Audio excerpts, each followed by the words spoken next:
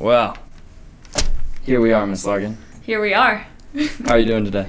I'm doing great. Yeah? Yep. I'm excited to be here because get a little break. Exactly. Yep. That's what I'm talking about. Okay, let's start for where you grew up. You grew up in Boulder? No, I grew up in Steamboat. Steamboat, Colorado. Yep. And my parents lived in separate places. So my dad lived in Newport, Rhode Island, and my mom lived in Steamboat, and I lived there until my 9th grade year of high school. Yeah, and then 9th grade year, you went and you lived with your dad? I lived with my dad because he was a teacher at this prep school on the East Coast.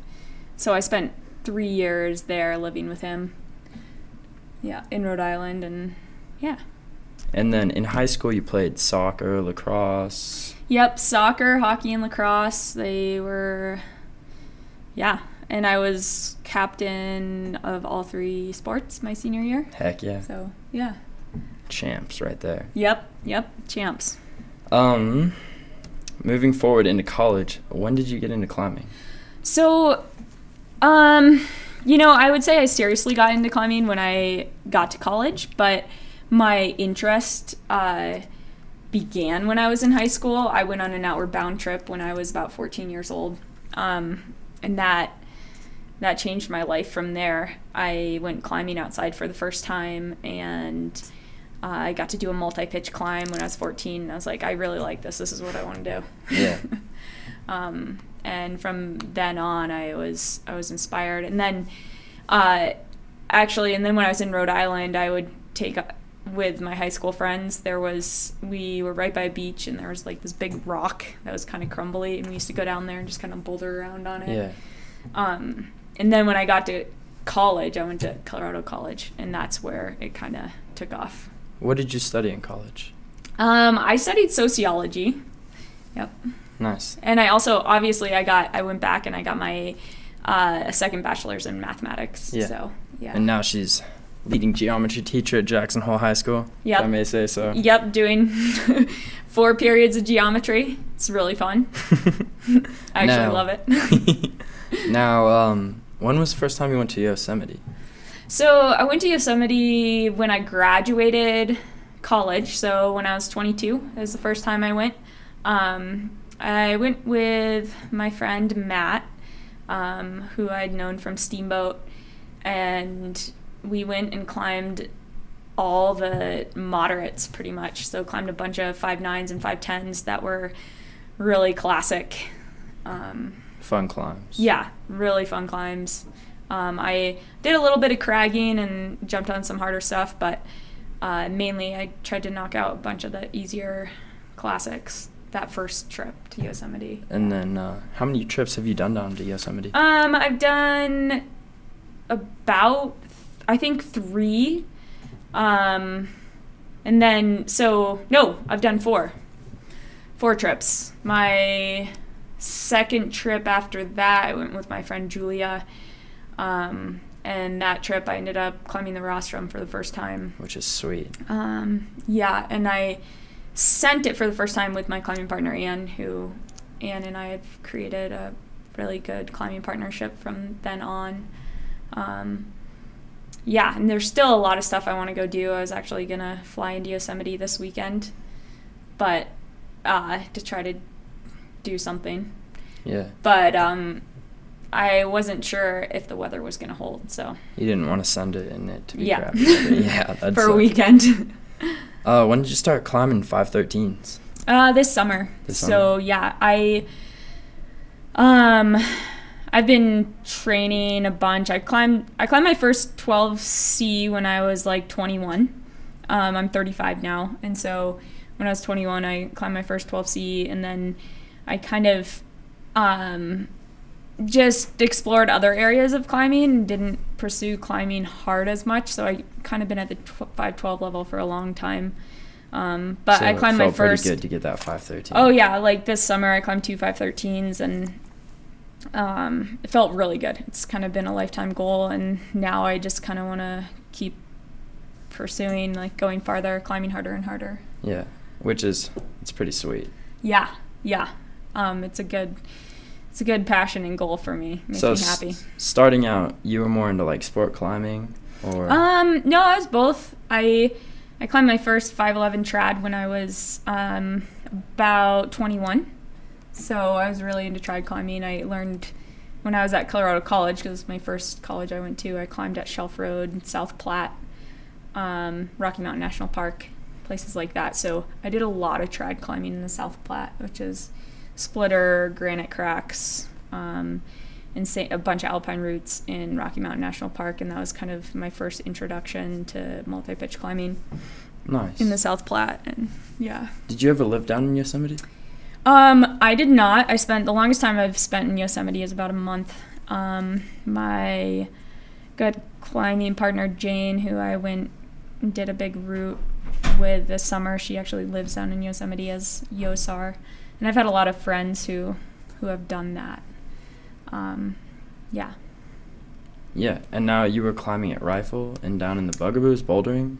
Yeah, so when I first graduated college, I went with a group of friends who eventually took off with their climbing careers, and some of them are huge, sponsored, climbed super hard, and I kind of stayed the same as they got better and better. But yeah, I spent a summer climbing with 3 of my good guy friends in Rifle, and that's a big sport climbing area.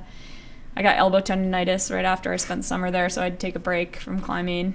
Climbed too hard. Yeah. Bugaboos was a year or two later. Bugaboos is an alpine area in Canada.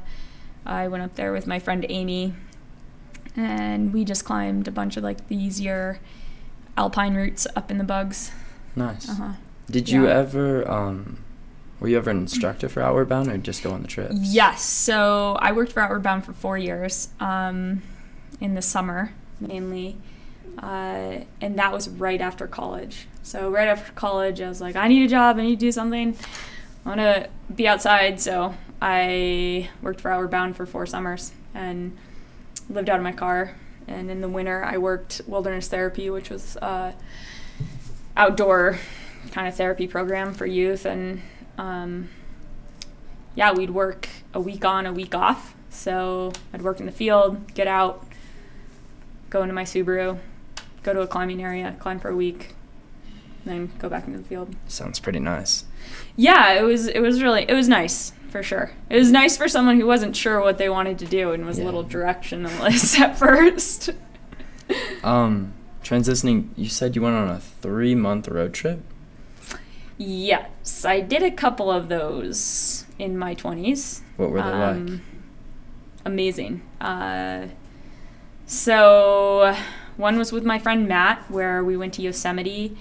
We spent a month in Yosemite, and then we spent a month in Indian Creek, or a month in Red Rocks, and then a month in Indian Creek.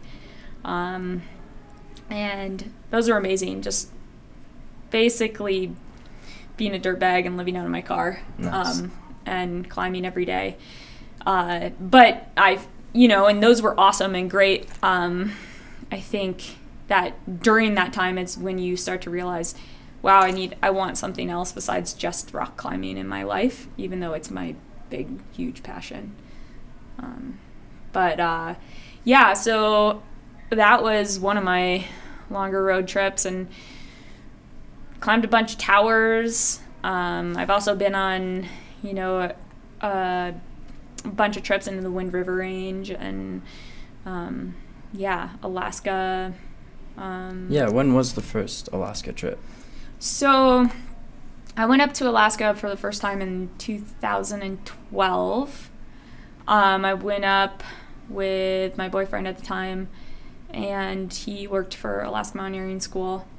And I ended up working for them too, so I did a mountaineering course where I led a mountaineering course on the glaciers up there, and then led a Denali trip as a guide up there.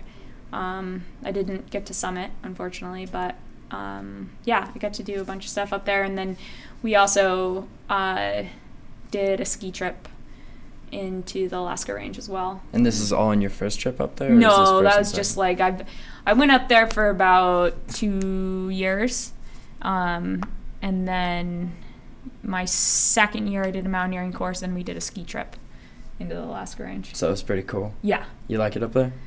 I love Alaska.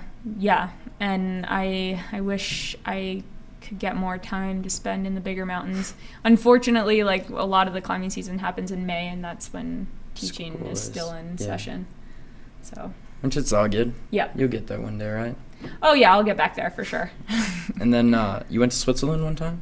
Yeah. Yep. What did you do over there? I spent a month in Switzerland. I traveled around bouldering, so I went to Cresciano, Tironico, Magic Wood, all these main bouldering areas. It was kind of in my bouldering phase of climbing, where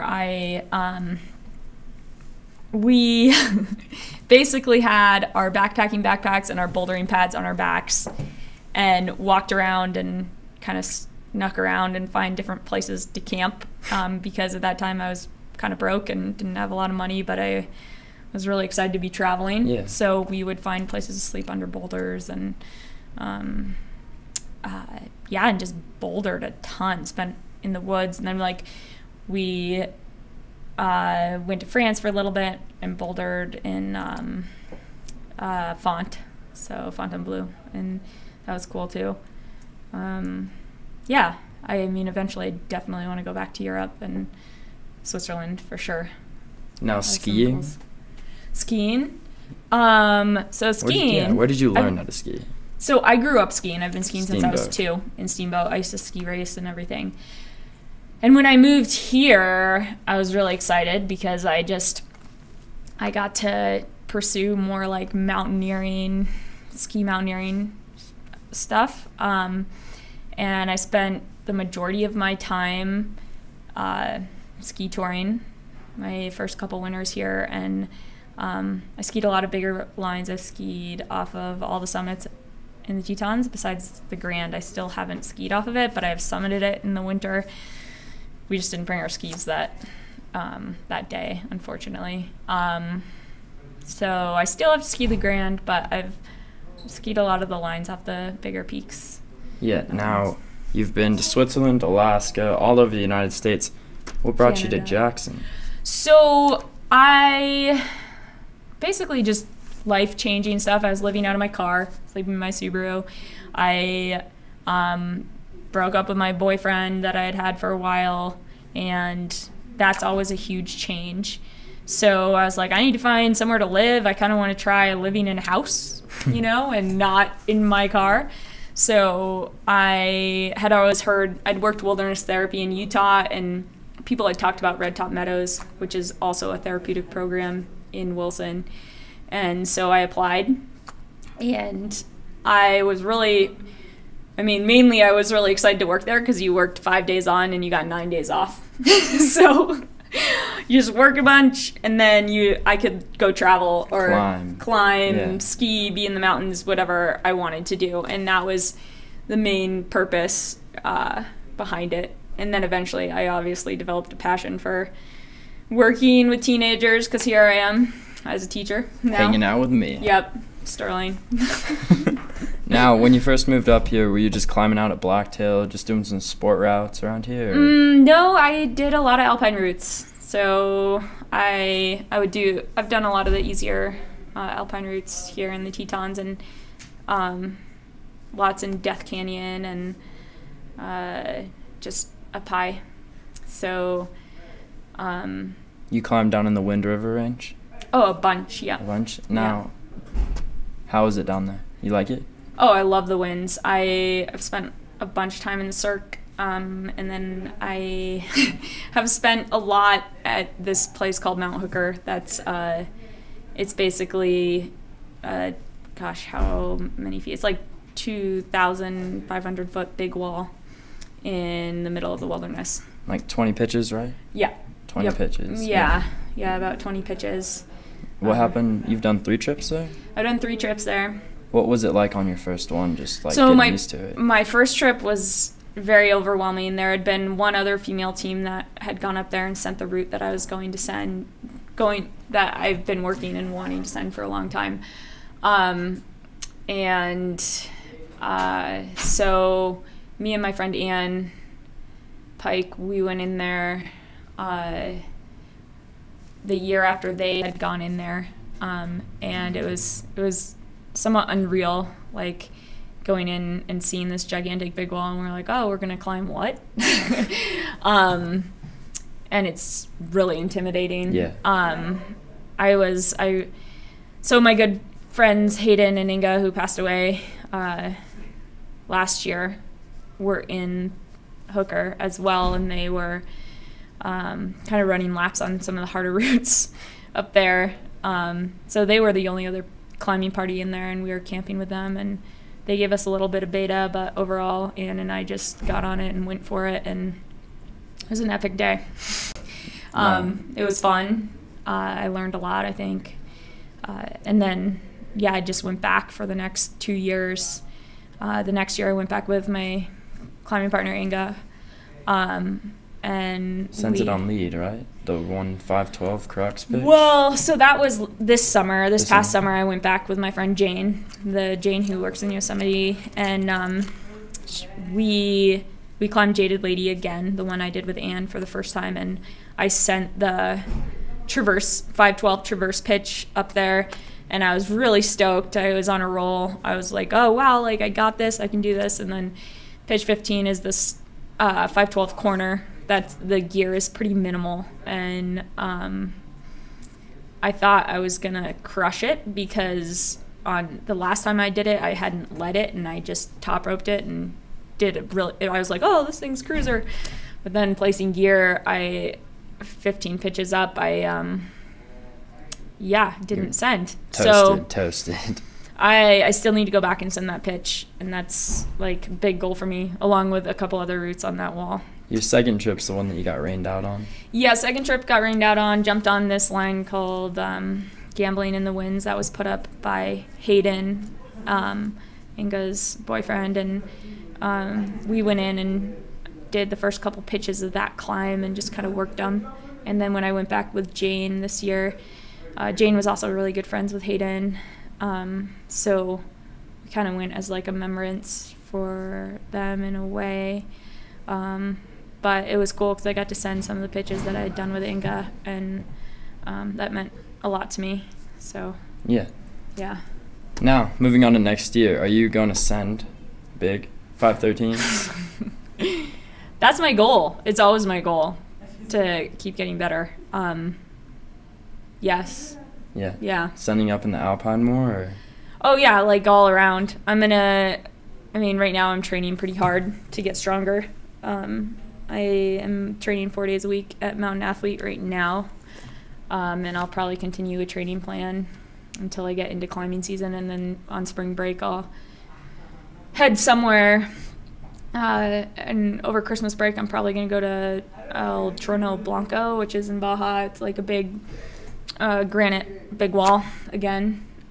So I'll do that over Christmas, hopefully. I've heard it's a little dangerous down there, so haven't really decided how we're going to make that work. But, yeah, and I would really like to go back and send this thing Gambling in the Winds, which is this 12+ alpine route that is put up on Hooker. I also, I have a bunch of 513 projects that I would like to send, but I just got to stay healthy and train and stay focused, I think. So. Sweet. Yeah. Thank you, Miss Larkin, for coming in. I really appreciate it. Yeah, thank you. Yeah, you're truly a mentor. You've done some pretty cool stuff. Yeah. I appreciate it. Thank you, Sterling. Tune in next week, Thursday.